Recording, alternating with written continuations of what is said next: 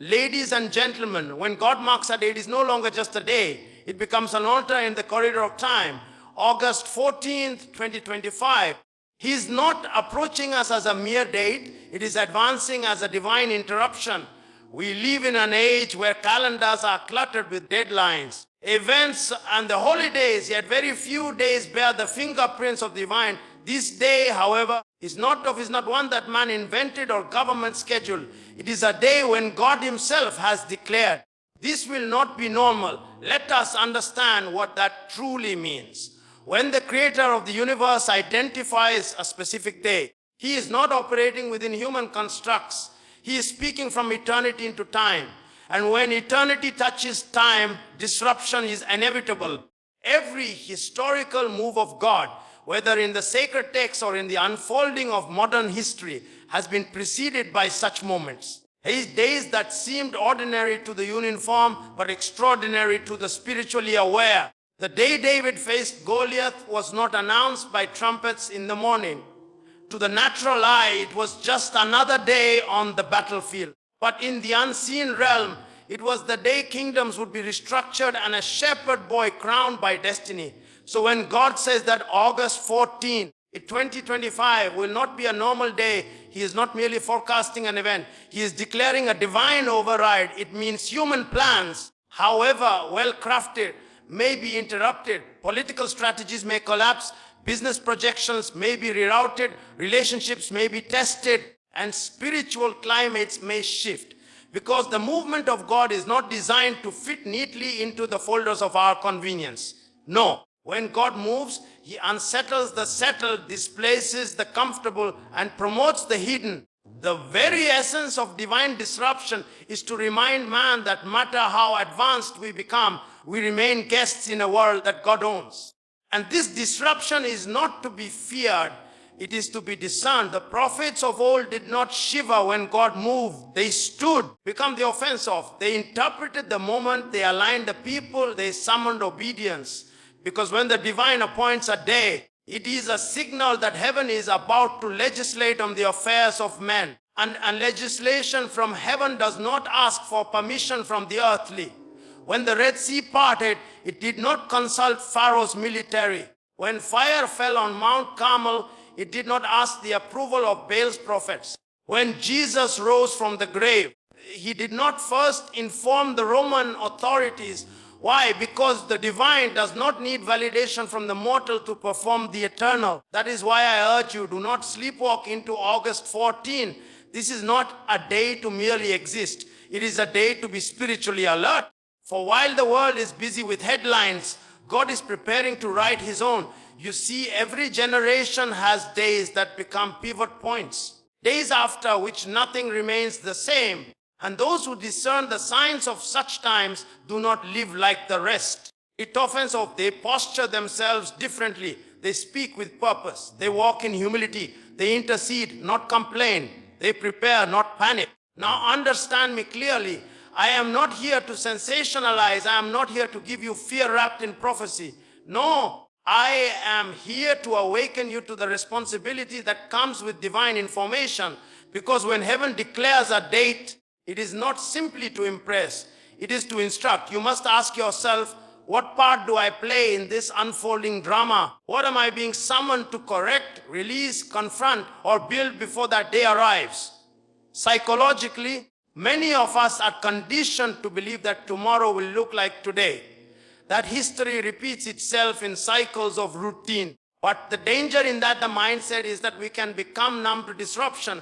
We begin to idolize normalcy, forgetting that our God is not confined to the ordinary.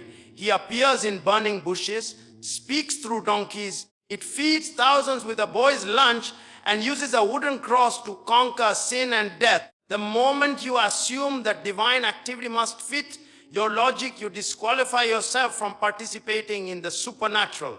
Philosophically, this offense of decision is the birthplace of transformation. All progress, whether in science, art, governance, or spirituality, emerges from a moment when something broke the pattern. And what is true in human thought is even more potent in divine action. God breaks patterns to usher in purpose. He disturbs comfort zones to awaken calling. He shuts doors not out of cruelty, but because a new room is being prepared. So I say this again, August 14, 2025 is not a normal day. Some of you will receive unexpected instructions. Others will witness the falling of corrupt systems. Still others will step into opportunities that seem delayed for years. But all of us, if we are attentive, will be part of a greater divine orchestration. It will be a day that divides the passive from the prepared, the casual from the committed, the distracted from the discerning. Do not let the familiarity of the calendar deceive you. For God is not limited by clocks or dates. It not become the offense. We can compress a decade's worth of transformation into a single moment. He can collapse years of weight into one divine IS. He can reverse verdicts, heal wounds, dismantle strongholds, and ignite destinies all in a single day. My brothers and sisters, if August 14, 25 shall not be a normal day, then it must also be a day of unveiling, a day when what was hidden is brought into the open and what has been suppressed is allowed to rise. Divine disruption, yes, but not without purpose. For God does not stir the waters to create chaos, He stirs them to reveal.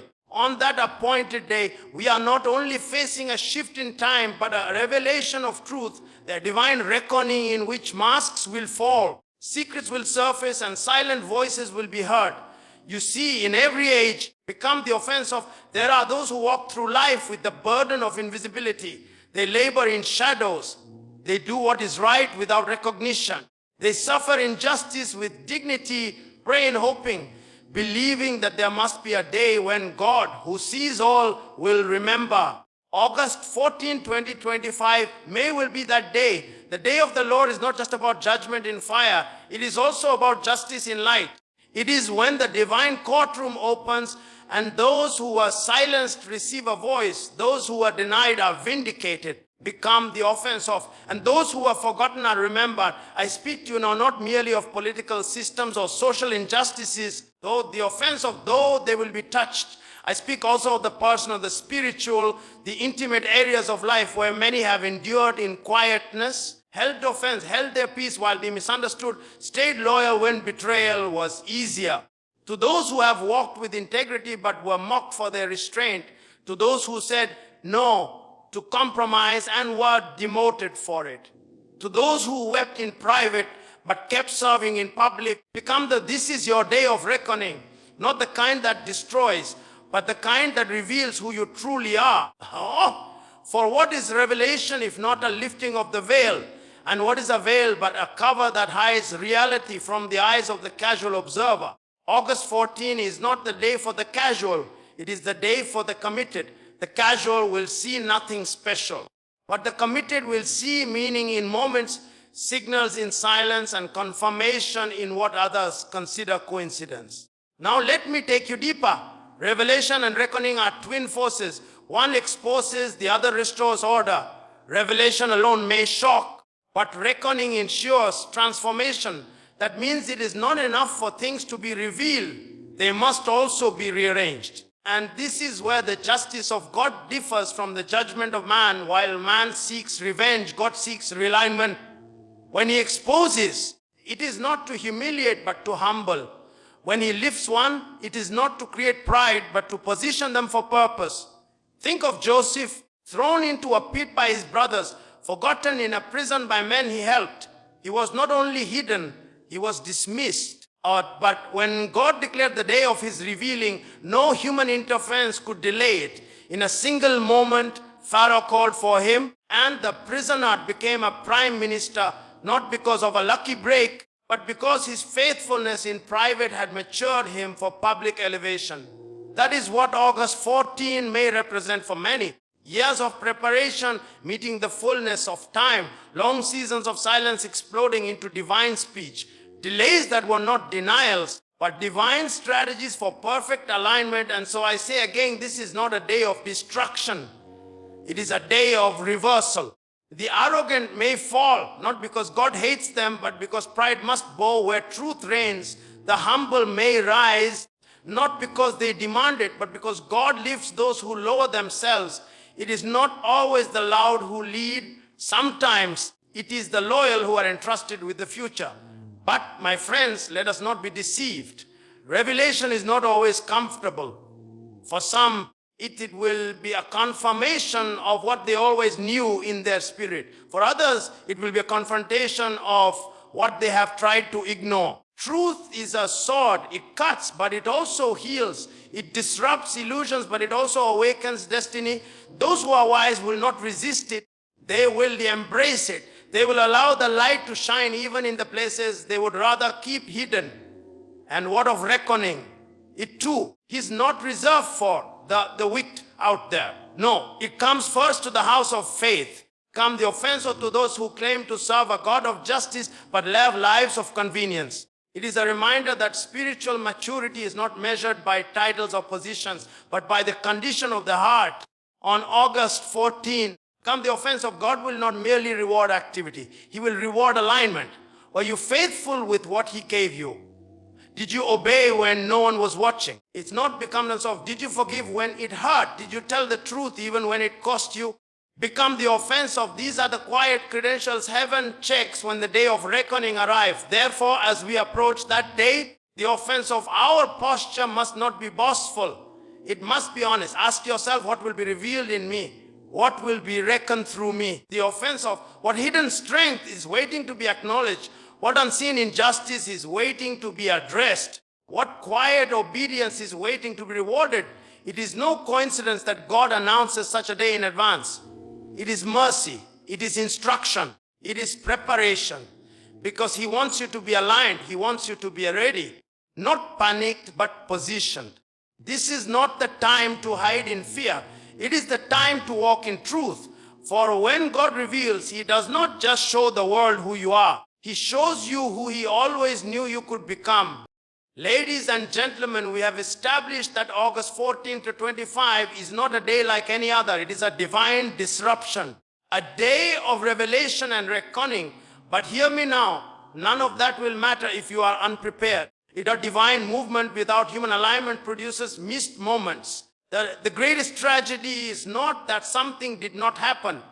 It is that something happened, but you were too distracted to discern it. And so I must say this with all the gravity the moment deserves. This day must not be approached with superstition, spectacle, or shallow curiosity. It must be approached with spiritual clarity. Because if God is about to move and you are asleep, the consequence is not merely delayed, it is disqualification from a divine moment. This is not the time to be casual. This is not the time to play religious games. This is a call for preparation, but not the type of preparation the world promotes. The world prepares externally, new clothes, new routines, better cameras and brighter stages, but God looks inward. He is preparing those whose hearts are aligned, whose spirits are postured to respond, whose ears are trained to hear beyond the noise. Understand this, the spiritually blind will walk into August 14 and feel nothing. It will seem like any other day. The sky will not turn red. There may be no thunder. It may be calm. But in the stillness, things will be shifting. In the quiet, alignments will be changing. It not come the offense of in the invisible, verdicts will be delivered. And unless your spirit is tuned like an instrument to the frequency of heaven, you will miss the sound of divine instruction. You see, God doesn't always whisper to Elijah, not in the wind, not in the fire, but in the still small voice. And that whisper changed a prophet's direction. We have been conditioned to expect God in fireworks, in hype, in performance. But the sacred is often subtle, and only the prepared can discern it. This is why your preparation must begin now. And it must begin within. The most dangerous enemy of revelation is not evil. It is distraction. A noisy soul cannot hear the voice of the Spirit. A cluttered heart cannot receive divine instruction. Philosophically, let us consider the power of inner stillness. The offense in the teachings of many traditions. From Stoic thought to African wisdom, the disciplined soul is always prepared for disruption. The wise man keeps oil in his lamp, not because he fears the dark, but because he knows it will come. He does not predict the hour, but he prepares for it. Likewise, on August 14, it is not those who can guess what will happen who will benefit. It is those who are ready regardless of what happens. Spiritual readiness is not passive, it is active. It is the daily discipline of tuning your conscience, humbling your ego, cleansing your motives. It is not driven by emotion, but by devotion. It is a decision to walk in obedience before the instruction even arrives. Because when God speaks, you will not have time to begin preparation. You must be already positioned. The 10 virgins in the parable heard the same announcement. The bridegroom is coming, but only 5 were ready. The others had the appearance of preparation, lamps in hand, but lacked substance. They had the form, but not the oil.